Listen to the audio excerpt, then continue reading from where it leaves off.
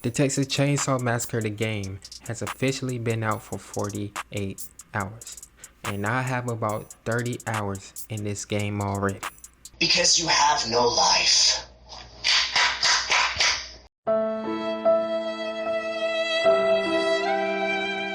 So, yes, I guess you can say I haven't touched grass in a while. But all of my hours has came as the victim. So in this guide, I will show you guys how to navigate in the family house / gas station and how to escape the family and what you should be looking for and what you should be doing. Okay, first thing first, there are 4 victims versus 3 family members in one game. Altogether, there are 5 victims you can choose from, but only 4 can make it in. And same for family, there are 5 family members you can choose from, but only 3 make it in.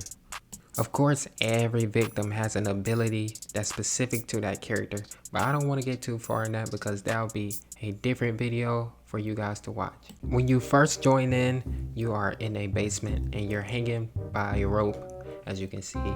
So you have to spam X in order to get out the rope, but pay attention to that bar to the left because if you make too much sound, it will show exactly where your location is. As I stated, you start in the basement and your objective is to first get out of the basement. So you may be asking me, IDawg, how do you get out of the basement? Well, you came to the right place. I want to start off by saying there's 3 different items scattered around the map that you can find. Health, bone scrap, and lockpicks being the most important one out of all of them. I say lockpicks are most important because they're essentially your way to get into the next level, to upstairs in the house or outside or anywhere you want to go. You have to have a lockpick. So they are important. Oh yeah, did I mention that Leatherface will be terrorizing you even at the beginning of the game?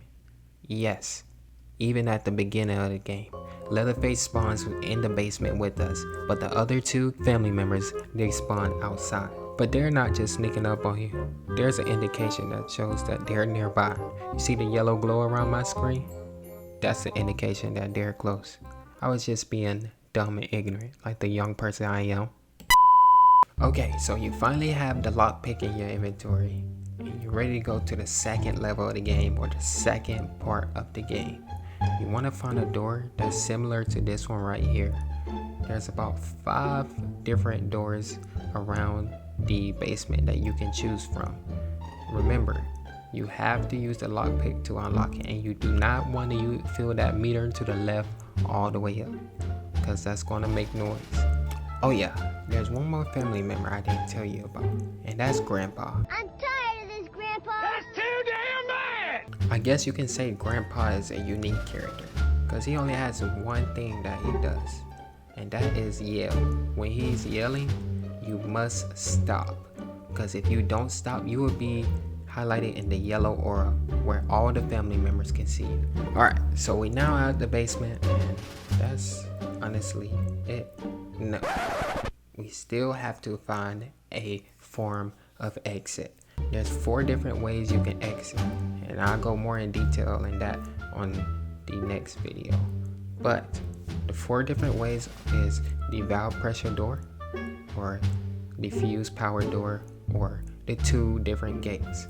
You have to find those in order to get out, but it's not as easy as just opening a gate and leaving. You will still have to do a task for every single specific way of getting out. So if you want to get out a specific way, there will be a task that you have to do in order to do that, which are pretty simple, but when you have a killer behind you, it makes it a little more hard.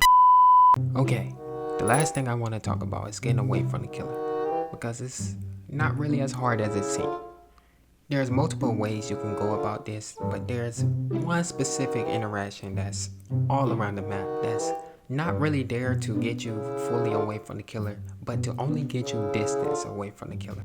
For some family members, it gets you more distance than others, and there this interaction right here. There's multiple of those, and some where you have to go under. So you want to pay attention to that. Also, there are some family members that can also go between those spots. So you may want to pay attention to who can do that and who can't do that. Also, there are spots like this, kind of like the locker of DVD, where you can hide out for a few seconds until the killer is gone and the coast is clear. Neither of those are my favorite way of getting away from the killer. It's gotta be the tall grass, because when you stop moving, it's almost like you're invisible to the killer. Sure, on your screen, it's like you can see yourself, but to the killer's perspective, you're almost invisible. They have to really be looking in order to find you. So yeah, that's it. That's pretty much all the basics that you need to know in order to escape the family and not die. Of course, they added more complex ideas, strategies, and even mechanics to this game, but this is more of a basic strategy guide for some of the newer community to this game. But if you are interested in seeing some of the more advanced stuff in this game, please head over to my YouTube channel, and while you're there, hit that subscribe button for me. That'd be much appreciated. But if you still here, like the video, scroll down a little bit and hit the subscribe button for me, and that is it. That's all I got for you guys. I appreciate your time. Have a good night. GG.